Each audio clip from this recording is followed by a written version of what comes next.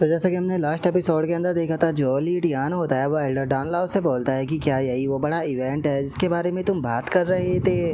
और अब ली डियान के रिएक्शन को देखने के बाद में एल्डर डानलाओ जो होता है वो काफ़ी ज़्यादा हैरान हो जाता है। हैरान होते हुए ली डियान से बोलता है कि यहाँ पर जो सेलेस्टियल आर्टिफैक्ट है उसके बारे में बात हो रही है। एक सेलेस्टियल आर्टिफैक्ट की मदद से पूरे के पूरे नेशन को सप्रेस किया जा सकता है। और अब उसके इतना बोलते के साथ ही हमारा व्यू जो होता है वो गो फैमिली के अंदर आ जाता है, जहाँ पर कि गोमिंग उसके फादर और मदर मौजूद होते हैं। और अब जो गोमिंग की मदर होती है वो गोमिंग के फादर से बोलती है कि मुझे समझ में नहीं आ रहा, आखिर तुमने उसके खिलाफ एक्शन जो है वो क्यों नहीं लिया। क्या तुम्हें सच में ऐसा लगता है कि एल्डर डानलाओ जो है वो इतना ज़्यादा पावरफुल है जो कि तुमने उस बंदे को ऐसे ही जाने दिया। जो सुनते के साथ ही जो गोमिंग का फादर होता है वो उसकी मदर से बोलता है कि नहीं, तुम सिचुएशन को नहीं समझ पा रही हो। मैंने एल्डर डानलाओ के कारण उस बंदे को जाने नहीं दिया, बल्कि वो बंदा खुद में ही बहुत ज़्यादा टैलेंटेड है। वो केवल अपने हाथों से ही बिल को रिफाइन कर सकता है, एल्डर डानलाओ को सप्रेस कर सकता है, यहाँ तक कि उसकी स्किल भी बहुत ज़्यादा बेहतर है। तो क्या तुम्हें सच में ऐसा लगता है कि इस प्रकार के बंदे का कोई बैकग्राउंड नहीं होगा? इसीलिए उस बंदे के खिलाफ कुछ भी करने से पहले सबसे पहले हमें उसके बैकग्राउंड के बारे में पता जो है वो लगाना होगा। इसीलिए जिस टाइम पर एल्डर डानलाओ ने मुझसे उसे ले जाने के लिए बोला तो मैंने यहाँ पर इस अपॉर्चुनिटी का फ़ायदा उठाकर इस मैटर को जाने दिया। और अब अपने फादर की बात को सुनकर गोमिंग जो होता है वो चिल्लाते हुए अपने फादर से बोलता है कि फादर, आप उम्र के साथ में और भी ज़्यादा डरपोक जो है वो होते जा रही है। कोई बात नहीं, आज मेरा बड़ा भाई यहाँ पर आने वाला है, मैं अपने बड़े भाई को बोलूँगा, देखना वे मेरे बदला ज़रूर लेंगे। और अब गोमिंग के इतना बोलते के साथ ही वहाँ पर एक सर्वेंट जो होता है वो आ जाता है, जो कि वहाँ पर आते हुए बताता है कि यंग मास्टर गो फैंग जो है वो आ चुके हैं। और उसके इतना बोलते के साथ ही हम देखते हैं कि जो गो फैंग होता है वो वहाँ पर आ जाता है। वहाँ पर आते हुए अपने मदर और फादर से बोलता है कि मदर फादर, मैं सबसे पहले यहाँ पर आपसे मिलने के लिए आया हूँ, जिसके बाद में मैं जाकर ग्रैंडपा को अपनी रिस्पेक्ट पे करूँगा। और अब गो फैंग को वहाँ पर देखते के साथ ही जो गोमिंग होता है वो भागते हुए उसकी तरफ आने लगता है और उसकी तरफ आते हुए बोलता है कि ब्रदर, फाइनली तुम आ गए, मैं बहुत ही लंबे टाइम से आपके ही आने का इंतज़ार कर रहा था। और इतना बोलते के साथ ही अब वो अपनी जो छोटे होती है वो गो फैंग को दिखाने लगता है और उसे दिखाते हुए बोलता है कि जरा देखो, एक एरोगेंट पर्सन ने मेरी क्या हालत कर दी। यहाँ तक कि ग्रैंडपा की जो बर्थडे पार्टी थी वहाँ पर उसने पापा के चेहरे के ऊपर 10 रैपट भी लगाए हैं। और अब इस चीज़ को सुनते के साथ ही जो गो फैंग होता है उसे बहुत ज़्यादा गुस्सा जो है वो आ जाता है और गुस्से में चिल्लाते हुए बोलता है कि क्या इस प्रकार की चीज़ें हुई है मुझे और इस बारे में पता भी नहीं। उस बास्टर्ड की हिम्मत कैसे हो गई मेरी फैमिली को टारगेट करने की। और अब उसके इतना बोलते ही हमारा व्यू थोड़ी देर बाद पर आ जाता है, जहाँ पर कि गो फैंग भी अपने फादर के साथ में बैठ जाता है और गो फैंग का फादर उससे बोलता है कि गो फैंग, मैंने सुना है कि तुमने अपनी कल्टीवेशन के अंदर दोबारा से ब्रेक थ्रू कर लिया। सच में तुम्हारी लीडरशिप के अंदर मुझे यकीन है कि हमारी गो फैमिली काफ़ी अच्छे से ग्रो करेगी। अगर उस बंदे की बात की जाए तो उस बंदे की स्ट्रेंथ और आइडेंटिटी जो है वो दोनों ही अननोन है। हम लोग उसके बैकग्राउंड के बारे में कुछ भी नहीं जानते, लेकिन मुझे यकीन है कि उसका बैकग्राउंड बहुत ज़्यादा पावरफुल है। और चूंकि अब तुम बड़े हो चुके हो तो मुझे नहीं लगता कि तुम्हें इस प्रकार की चीज़ों के ऊपर अपनी एनर्जी को वेस्ट करना चाहिए। जो सुनते के साथ ही जो गो फैंग होता है वो अपने फादर से बोलता है कि फादर, मेरे लिए एक ही चीज़ है वो सबसे ज़्यादा इंपॉर्टेंट है, मेरी गो फैमिली की इज़्ज़त। मैं अपनी गो फैमिली की जो इज़्ज़त है उसे ऐसे ही बर्बाद जो है वो होने नहीं दे सकता। और शायद फादर आप इस बारे में नहीं जानते होंगे, लेकिन मैं आपको बता दूं कि शुई नेशन का जो चैनल फैंग है, मैं उसके 3 डिप्टी जनरलों में से एक हूँ और इस टाइम पर मैं इंटायर वैंगार्ड जो है उन्हें यहाँ पर कमांड करता हूँ। तो आप ऐसा कह सकते हो कि इस टाइम पर मेरे पास में जनरल फैंग की बेकिंग है। तो चाहे उस बंदे का बैकग्राउंड जो है वो कितना भी ज़्यादा पावरफुल क्यों ना हो, लेकिन उसका बैकग्राउंड मेरे से ज़्यादा पावरफुल नहीं हो सकता। और गो फैंग की इस बात को सुनने के बाद भी उसका फादर जो होता है वो इस चीज़ के लिए तैयार नहीं होता और वो गो फैंग को समझाते हुए उसे बोलता है कि गो फैंग, मुझे लगता है कि तुम्हें इस मैटर को सच में जाने देना चाहिए, मुझे अच्छी फीलिंग नहीं आ रही। जो सुनते के साथ ही गो फैंग जो होता है वो अपने फादर से बोलता है कि फादर, क्या सच में आपको अपने बेटे के ऊपर यकीन नहीं है और क्या एक बार आप मुझे गो फैमिली को कमांड करने नहीं दे सकते। जो सुनते के साथ ही अब जो गो फैंग का फादर होता है वो भी हंसने लगता है, हंसते हुए बोलता है कि तुम अपनी मिलिट्री ट्रेनिंग जो है वो कंप्लीट कर घर पर आ चुके हो, इसीलिए गो फैमिली जो है वो नेचुरली तुम्हारी कमांड को सुनेगी। तुम जो कुछ करना चाहते हो आराम से कर सकते हो। जो सुनते के साथ ही गो फैंग जो होता है वो भी अब सीरियस हो जाता है। सीरियस होते हुए अपने फादर से बोलता है कि ठीक है, तो फिर फादर, अभी से मैं जो गो फैमिली के मैटर है उन्हें संभालने वाला हूँ। और अभी इतना बोलकर जो गो फैंग होता है वो गुस्से में खड़ा हो जाता है। खड़ा होते हुए बोलता है कि उसने मेरी गो फैमिली को ह्यूमिलेट किया है, मेरे छोटे भाई को उसने यहाँ पर इंजर्ड किया है, उसने मेरी गो फैमिली का मजाक बना दिया। अगर मैंने उसे पनिश नहीं किया तो मैं खुद को माफ़ कभी भी नहीं कर पाऊंगा। इसीलिए फादर, आपको चिंता करने की कोई भी ज़रूरत नहीं है, क्योंकि कल मैं उस बास्टर्ड को एक बहुत ही अच्छा सबक जो है वो सिखाने वाला हूँ, ताकि उसे इस चीज़ का अंदाज़ा लग जाए कि गो फैमिली जो है उससे कितनी ज़्यादा पावरफुल है। और अब गो फैंग के इतना बोलते के साथ ही हमारा व्यू जो होता है वो ली टियान के ऊपर आ जाता है, जो कि जो शू फैंग होता है उसके पास में आ चुका होता है। और हम देखते हैं कि शू फैंग जो होता है उसने वहाँ पर उस बंदे का सर काट कर रखा हुआ होता है। और जो शू फैंग होता है वो लीडियन से बोलता है कि यंग मास्टर में इसका सर जो है वो लेकर आ चुका हूँ, आप सोल सर्चिंग टेक्निक का इस्तेमाल कर इसकी कॉन्सिस्टेंस के अंदर से जो भी ढूंढना चाहते हो वो ढूंढ सकते हो। और अब शू फैंग के इतना बोलते के साथ ही लीडियन जो होता है वो उस बंदे के ऊपर अपनी सोल सर्चिंग टेक्निक जो होती है उसका इस्तेमाल करना शुरू कर देता है। और हम देखते हैं कि वो टेक्निक इस प्रकार की होती है कि वो कटा हुआ जो सर होता है वो भी जोर जोर से चिल्लाने लगता है। और वहीं जो लीडियन होता है वो उस बंदे की कॉन्सिस्टेंस के अंदर जितनी भी उसकी मेमोरी होती है उन सभी को देखना शुरू कर देता है। और अब उसकी सारी मेमोरी को देखने के बाद में जो लीडियन होता है वो उस सर को भी पूरी तरह से ख़त्म कर देता है। जिसके बाद में अब जो लीडियन होता है वो बोलता है कि वो डेसोलेट रीजन के अंदर छुपा हुआ है। और केवल इतना ही नहीं, इन्होंने वहाँ पर रेगुलेशन फॉर्मेशन को भी बनाया हुआ है। ऐसा लगता है कि ये लोग कुछ बड़ा करने के बारे में सोच रहे थे। और अब इतना बोलकर लीडियन जो होता है वो शू फैंग की तरफ देखते हुए उससे बोलता है कि ठीक है, जो लुओ है उसे यहाँ पर बुलाओ, कहना कि मुझे उससे थोड़ा काम है। और अब लीडियन के इतना बोलते के साथ ही हमारा व्यू जो होता है वो अगले दिन पर आ जाता है, जहाँ पर कि लीडियन जो होता है वो एल्डर डानलाव और जो शी युआन होता है वो होती है उन दोनों से बोलता है कि ठीक है, हम लोग जो है वो डेसोलेट रीजन के अंदर घूमने के लिए जाने वाले हैं। मुझे लगता है कि सभी लोग वहाँ पर इकट्ठा हो चुके होंगे, इसीलिए मैं चाहता हूँ कि पहले तुम लोग जो है वो डेसोलेट रीजन पर पहुँच जाओ, क्योंकि मैं थोड़ी देर में वहाँ पर आ जाऊँगा। अभी के लिए मुझे कुछ काम जो है वो निपटाने के लिए जाना है। और अब लीडियन के इतना बोलते के साथ ही हमारा व्यू एक दूसरी जगह पर आ जाता है, जहाँ पर कि हम देखते हैं कि काफ़ी सारे लोग उस जगह पर इकट्ठा हो चुके होते हैं। और जो शी युआन होती है वो भी शी यू के साथ में वहाँ पर आ चुकी होती है। और जो शी यू होती है वो जुबाई लेते हुए जो शी युआन होती है उससे बोलती है कि सिस्टर, पता नहीं क्यों मुझे ऐसा फील हो रहा है कि जिस टाइम पर कल मैं सो रही थी तो उसके साथ में काफ़ी सारी चीज़ें जो है वो हुई है। जो सुनते के साथ ही जो शी युआन होती है वो शी यू की तरफ देखते हुए उससे बोलती है कि ज़्यादा नहीं, बस थोड़ी बहुत ही चीज़ें जो है वो हुई थी। और उनके इतना बोलते के साथ ही हम देखते हैं कि जो ओल्ड जिया होता है वो वहाँ पर आ जाता है, जो कि वहाँ पर आते हुए बोलता है कि जैसा कि आप सभी लोग जानते ही हो, 2 घंटे बाद में जो डेसोलेट रीजन है वो यहाँ पर अपेयर जो है वो होने वाला है। लेकिन डेसोलेट रीजन के अंदर जाने से पहले मैं एक चीज़ क्लियर कर देना चाहता हूँ कि जो डेसोलेट मिस्ट है वो बहुत ही ज़्यादा खतरनाक है। अगर उसके अंदर तुम जाना चाहते हो तो तुम्हारे पास में कम से कम हेवन डिफाइंग डिवाइन मेडिसिन होनी चाहिए, नहीं तो तुम्हें यहाँ पर अपनी जो ट्रू एनर्जी है उसकी मदद से खुद को प्रोटेक्ट करना होगा। और इस चीज़ को सुनते के साथ ही वहाँ पर खड़े हुए कुछ लोगों की जो खुशी होती है वो गायब हो जाती है। तभी एक बंदा जो होता है वो फुल जोश में चिल्लाते हुए बोलता है कि मैं यहाँ पर इस चीज़ के लिए फाइट जो है वो करने वाला हूँ, क्योंकि अगर मैं यहाँ पर जीत जाता हूँ तो मैं पूरे डिवाइन कॉन्टिनेंट का टॉप फिगर बन सकता हूँ। जो सुनते के साथ ही अब बाकी के जो लोग होते हैं वो भी फुल जोश में आ जाते हैं और चिल्लाते हुए बोलते हैं कि हम लोग जानते हैं कि यहाँ पर डेसोलेट रीजन के अंदर बहुत ज़्यादा खतरा है, लेकिन उसके साथ में यहाँ पर अपॉर्चुनिटी भी है। तो इसीलिए चाहे सेलेस्टियल आर्टिफैक्ट को प्राप्त करने के लिए हमें खुद को कुर्बानी क्यों ना करना पड़ जाए, लेकिन उसके बाद भी हम सेलेस्टियल आर्टिफैक्ट को अपने हाथ से जाने नहीं देंगे। जो सुनकर ओल्ड जिया जो होता है वो अपने बेटे की तरफ देखने लगता है। और तभी हम देखते हैं कि अचानक से काफ़ी सारे लोग जो होते हैं वो घोड़ों पर बैठकर उस जगह पर आ जाते हैं। और अब हमें पता चलता है कि यहाँ पर आने वाले बंदे कोई और नहीं बल्कि वू फैंग और उसके साथी होते हैं। और अब वहाँ पर गो फैंग और उसके साथियों को देखने के बाद में वहाँ पर खड़े हुए जो लोग होते हैं वो भी काफ़ी ज़्यादा हैरान जो है वो हो जाते हैं। तभी गो फैंग जो होता है वो ओल्ड जिया के पास में आकर उसे रिस्पेक्ट पे करने लगता है। जो सुनकर अब जो ओल्ड जिया होता है वो वहाँ पर खड़े हुए जो लोग होते हैं उनकी तरफ देखते हुए उनसे बोलता है कि मैं आप लोगों को ये चीज़ जो है वो बताने भूल गया था कि हमारे साथ में जो चैनल फैंग है वो भी इस सेलेस्टियल आर्टिफैक्ट को ढूंढने के लिए डेसोलेट रीजन के अंदर जाने वाले हैं। जो सुनते के साथ ही वहाँ पर खड़े हुए लोग काफ़ी ज़्यादा हैरान हो जाते हैं। हैरान होते हुए बोलते हैं कि क्या जनरल फैंग भी इस हंटिंग में साथ होने वाले हैं। जनरल फैंग की अगर बात की जाए तो वे ईस्ट अंसुई रीजन के बॉर्डर पर खड़े होकर ईस्ट अंसुई रीजन को प्रोटेक्ट करते हैं। जो सुनते के साथ ही एक और बंदा जो होता है वो हैरान होते हुए बोलता है कि मैंने नहीं सोचा था कि ये पर्सन भी यहाँ पर आने वाला है। जो सुनकर दूसरा बंदा जो होता है वो बोलता है कि अगर वे यहाँ पर आ रही है तो इसका मतलब हमारा चांस काफ़ी कम होने वाला है कि हम सेलेस्टियल आर्टिफैक्ट को प्राप्त कर पाए।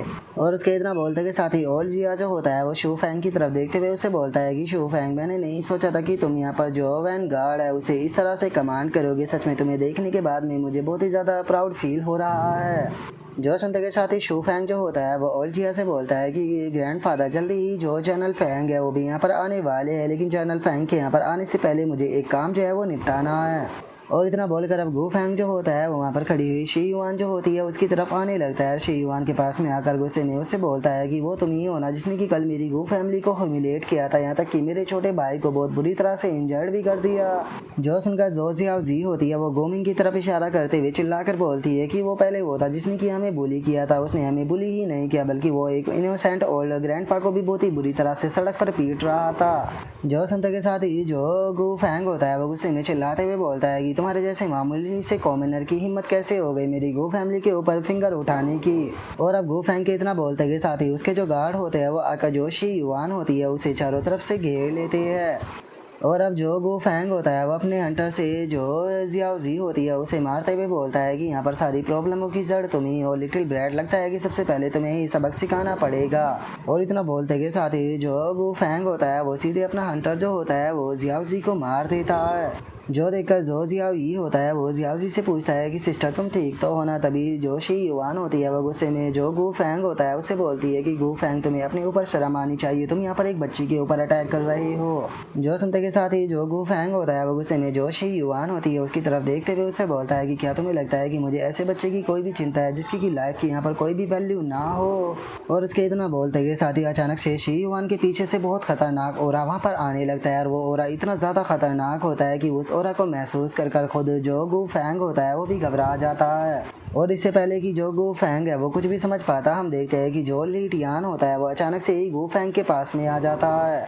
जिसे देखते के साथ ही गू फैंग जो होता है वो अपने हंटर से ली टियान के ऊपर अटैक करते हुए बोलता है कि तुम कौन हो, लगता है कि तुम वही पर्सन हो जिसने कि कल मेरे फादर के गाल पर 10 रैपट मारे थे। और उसके इतना बोलते के साथ ही हम देखते हैं कि ली टियान जो होता है वो गू फैंग का जो हंटर होता है उसे अपने हाथ से पकड़ लेता है और एक ही झटके के साथ में जो गू फैंग होता है उसे घोड़े से उतार कर सीधे ज़मीन पर फेंक देता है। जिस कारण अब हम देखते हैं कि गू फैंग जाकर काफ़ी पीछे गिरता है और गू फैंग गुस्से में चिल्लाते हुए बोलता है कि बास्टर्ड मैं तुम्हें छोड़ूंगा नहीं, मैं तुम्हें जान से मार दूंगा। और उसके इतना बोलते ही ली टियान जो होता है वो उस गू फैंग के हंटर के आगे जो हल्का सा नाइफ होता है उसे सीधे जो गू फैंग होता है उसी के फेस के अंदर घुसा देता है। जिस कारण अब जो गू फैंग होता है वो भी दर्द के मारे जोर जोर से चिल्लाने लगता है।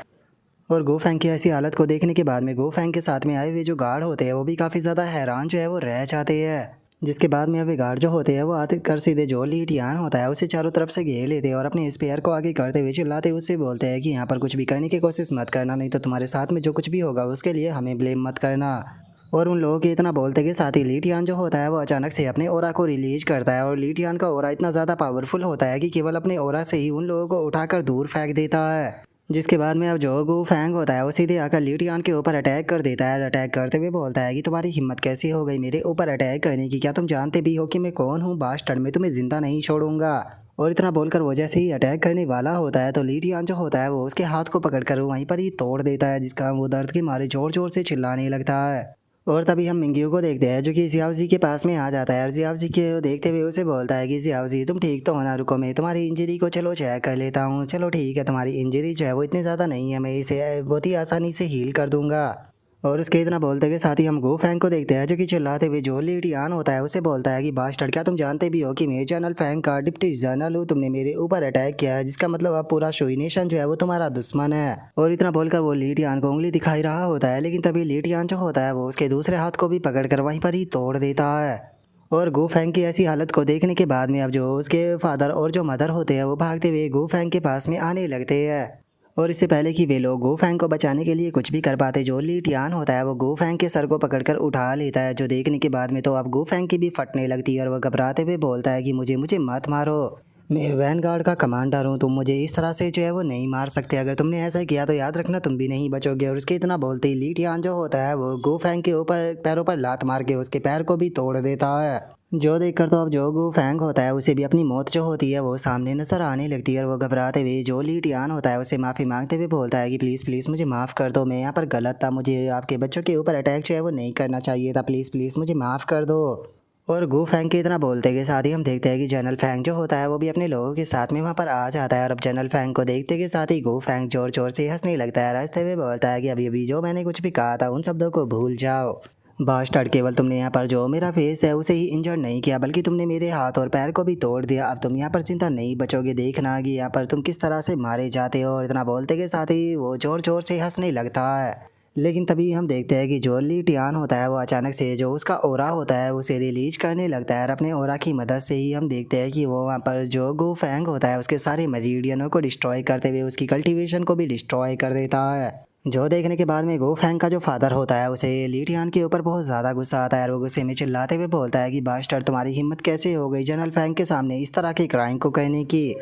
और उसके इतना बोलते के साथ ही लीटियान जो होता है वो गो फैंग को दूर फेंक देता है और उसे दूर फेंकते हुए बोलता है कि तुम्हारी औकात एक कचरे से ज़्यादा कुछ भी नहीं थी। और उसके इतना बोलते के साथ ही अब जो गो फैंग के पेरेंट्स होते हैं वो भी गो फैंग के पास में आ जाते हैं और उसकी हालत को देखकर बहुत घबराने लगते हैं। और अब जो गो फैंग का फादर होता है वो चैनल फैंग से बोलता है कि चैनल फैंग, आपने देखा ही है कि इस बास्टर्ड ने मेरे बेटे के साथ में क्या किया है। प्लीज़ आप यहाँ पर मेरे बेटे के लिए जस्टिस कीजिए और इस बास्टर्ड को यहाँ पर सज़ा दीजिए। जो सुनते के साथ ही हम देखते हैं कि जनरल फैंग जो होता है वो कुछ भी ना बोलते हुए बस मुस्कुराने ही लगता है। तभी गो फैंग जो होता है वो जनरल फैंग से बोलता है कि जनरल फैंग, इसने यहाँ पर मिलिट्री अथॉरिटी की बेइज्जती की है और आपके सामने मुझे इंजर्ड किया है, जो कि हमारे शुई नेशन के लिए एक बहुत ही बड़ी बेइज्जती की बात है। तो इसीलिए आपको मेरा बदला जो है वो लेना होगा। प्लीज़ इस बास्टर्ड को यहाँ पर ख़त्म कर दीजिए। जो सुनते के साथ ही जनरल फैंग जो होता है वो गो फैंग की तरफ देखते हुए उससे बोलता है कि ओ, क्या तुम जो ईस्टर्न सुई नेशन है उसे रिप्रेजेंट करते हो? ये चीज़ तो काफ़ी इंटरेस्टिंग है।